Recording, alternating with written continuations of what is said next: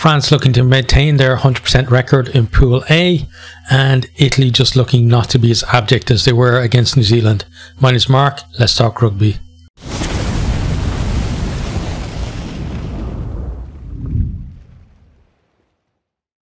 France v Italy, this is in the OL Stadium in Lyon.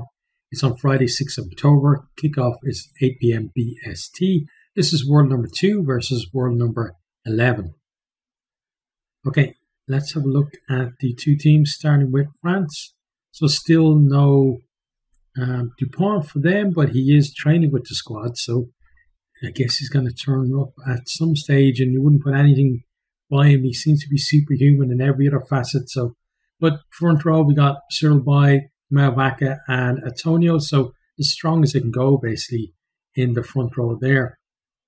Second row, Woki and Flamand, again, very strong. Second row there. Those two complement each other very well too. Back row, Jalanche, Olivan, and Aldrit. You know, Aldrit coming back in. I think he had a bit of a knock, right?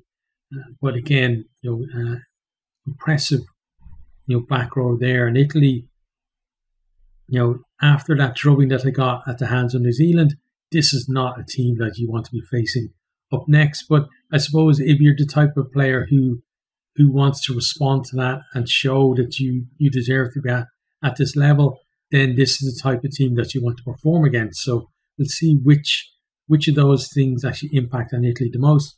In the backs then, we've got Luku, who is deputising for Dupont at the moment. Jalabert is a 10. We've got BLBRE on the left wing. That guy he's just going to be something special. He's already looking great at the age that he is, and the fact that he skipped over Dumortier, who I thought had an excellent Six Nations to get into the squad, just shows how highly rated this guy is, and don't put it past him, getting a try or two in this one. Centres then Dante and Fiku. So again, going really strong there. I think again it's a great combination as well. Dante, great over the ball. Fiku, he can do it in attack and defence. Damien Penaud on the right wing, it's just a try machine. And then Tomo Ramos at fullback there, solid on the high ball. Great, can come in as a second playmaker. Great kick returns, kicks from the tee. The guy does everything. Onto the bench then. Bugarit, Wardy, and Aldahirdi are the front row replacements.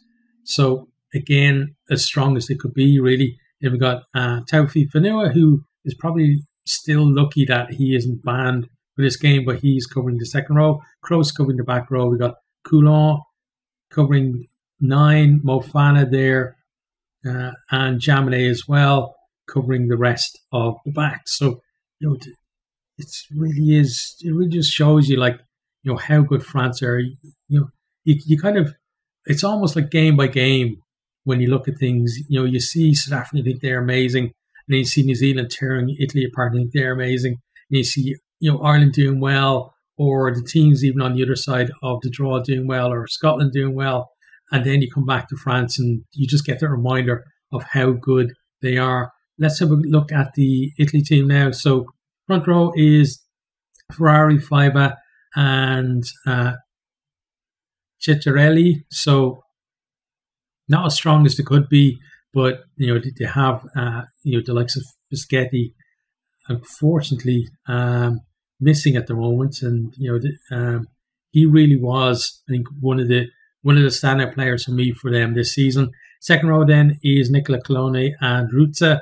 So great combination there. We did saw nothing of them though against New Zealand, but you say that against about the entire team. But I expected more of these guys. Rutza up until now had been excellent ball carrier and getting through lots of work as well. And Canone enable assistant to him there as well. They're just looking really good in the second row until that game. So let's see if they can get back to where they were. The back row then got Negri, Lamaro, and Canone. So Canone, Lorenzo Canone, that is, back in there. I think they look a bit more balanced with him at 8. So let's see if they can actually produce something in this. They really do need to to restore some kind of pride. not necessarily win. Nobody's expecting them to beat France, but still, come on, guys, put in the performance. Into the backs, then we got Varney at 9. Tommaso Allen now is preferred at 10. So he's been playing fullback as they've kind of, mixed things around a little bit. But now he's in at 10. We've got Monty Ioane on the left wing. He's very dangerous if we can actually get the ball to him in space. But they haven't really been able to do that, last game especially. But let's see if they can do it against France. Got Paolo Garbisi moving from 10 to 12. So we've got kind of a second playmaker in there, beside Brex. So we'll see, Brex, he's been kind of the ever-present of that centre, combination. And he's had so many different players slotting in beside him as well. Let's see how him and Garbisi go together. Pierre Bruno is restored to starting position. He's on the right wing. And then Ange Capuozzo moves from that right wing berth back to full back. So he's going to see a lot more ball, I think, being there full back, because, he's going to get a lot more kick returns, and that's where he is dangerous. So maybe we're going to see a bit more from him in, open play. Then on the bench, you've got Manfredi, Zani, and Riccioni as the front row replacements. So, they're going to have to step up because the French bench is looking tasty.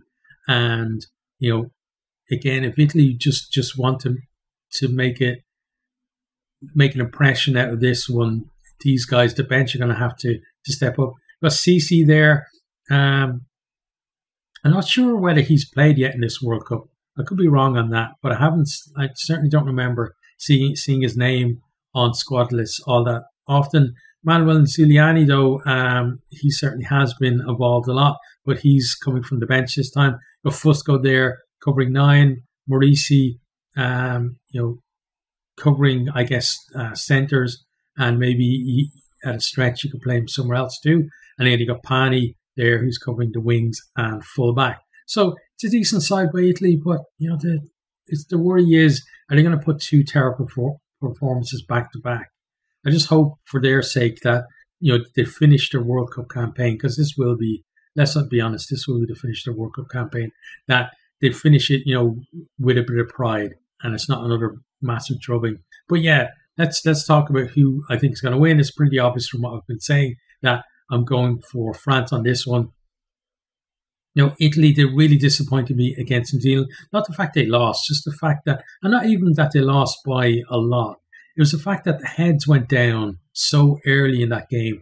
And when you look at the likes of Chile, Uruguay, Namibia, Romania, all up against it in their games, and all digging in there and working, like the last try they concede in a game, they defend as doggedly as the first try they concede. They just don't want to let teams score against them, but it's inevitable when there's that big a gulf in class. For Italy, there shouldn't be that big a gulf in class for them, but there wasn't that fighting spirit at all in the team, and that's really what we need to see in this. Is we need to see some fight for them. We need to see them putting up to France, making it a little bit uncomfortable for France, and getting in there, maybe ruffling a few feathers, getting a few scores themselves, maybe keeping the score fairly close at least until about 50 or 60 minutes.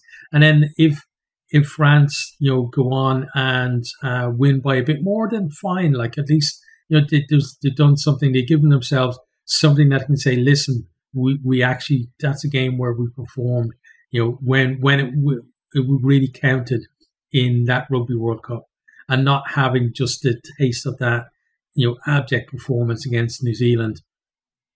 So that's what I'm kind of expecting from this, is Italy to have some kind of reaction to that game against New Zealand, but for France to come through and win.